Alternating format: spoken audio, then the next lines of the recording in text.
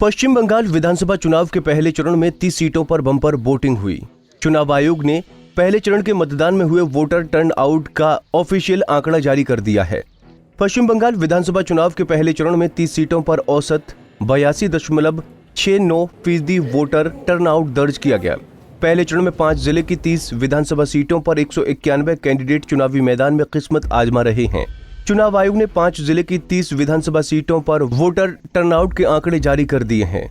इस आंकड़े के मुताबिक बांकुरा में 84.27% मतदान दर्ज किया गया है। वहीं झारग्राम जिले में 84.74% मतदान दर्ज किया गया है, तो पश्चिमी मेदिनीपुर में 84.03% मतदान हुआ है। पूर्वी मेदिनीपुर में 85.33% का वोटर टर्नआउट हुआ है। 5 जिले में सबसे ज्यादा वोटर टर्नआउट पूर्वी मेदिनीपुर में ही हुआ है। वहीं पुरुलिया जिले में 78.28% वोटर टर्नआउट हुआ। देखा जाए तो 5 जिले में सबसे कम वोटर टर्नआउट पुरुलिया जिले में ही दर्ज किया गया है। वहीं पहले चरण के कुल 30 विधानसभा सीटों में सबसे ज्यादा वोटर टर्नआउट खेचुरी विधानसभा सीट पर देखने को मिला है। खेचुरी विधानसभा सीट पर 88.65% का रिकॉर्ड वोटर टर्नआउट देखने को मिला है।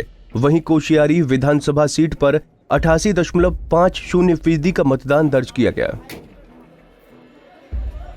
पश्चिमी चंपारण के पहले चरण के मतदान में वोटरों में अपने लोकतांत्रिक अधिकार का प्रयोग करने का भारी उत्साह नजर आया है।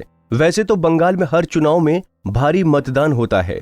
आमतौर पर ऐसा कहा जाता है कि हाई वोटिंग और सत्ताधारी दल के खिलाफ एंटी इनकम्बेंसी लहर से जोड़ा जाता है, लेकिन पश्चिम बंगाल के मतदाताओं ने इस ट्रेंड को कई बार गलत साबित कर दिया है। इसलिए हाई वोटर टर्नआउट से बंगाल में किसी तरह का अनुमान नहीं लगाया जा सकता। अगर बंगाल के चुनावी इतिहास पर नजर डालते हैं तो 2001 में यहां 75.23% वोटिंग हुई थी और नतीजा सत्ताधारी लेफ्ट मोर्चा के पक्ष में ही रहा था। इसी तरह 2006 के विधानसभा चुनाव से पहले ममता ने बंगाल में अपने पैर जमाने की काफी कोशिश की थी, लेकिन लेफ्ट मोर्चा अपनी सत्ता बचाने में कामयाब रही थी। 2006 के विधानसभा चुनाव में पश्चिम बंगाल में 81.95% मतदान हुआ था और सत्ता में वाम मोर्चा वापस आ गई थी। लेकिन 2011 के चुनाव में ममता दीदी ने वाम मोर्चे के 34 सालों के शासन का अंत कर दिया था। 2011 के विधानसभा चुनाव में 84.46% वोट पड़े थे। लेकिन 2011 के चुनाव में ममता दीदी ने वाम मोर्चे के 34 सालों के शासन का अंत कर दिया था। 2011 के विधानसभा चुनाव में 84.46% वोट पड़े थे।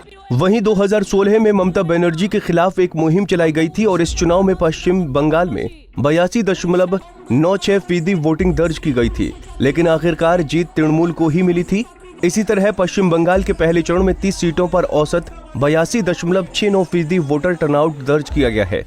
हालांकि 2016 की तुलना में पहले चरण में थोड़ा कम मतदान दर्ज किया गया है। हो सकता है कि बाकी चरणों में इस अंतर को बंगाल की जनता पाट देगी।